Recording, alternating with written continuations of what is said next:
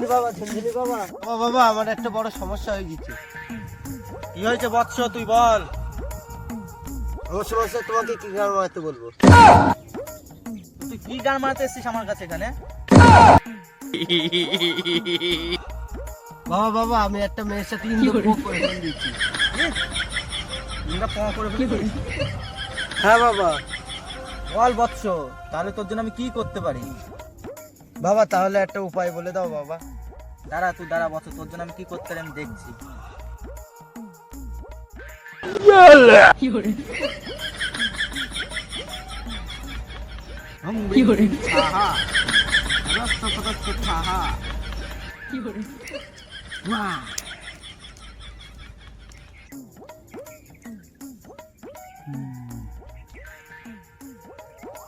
তো তোর একটাই উপায় আছে, ওদের পরিবারের সাথে কথা বল এবং তার বাবা মাকে রাজি করা তোদের বিয়ের জন্য।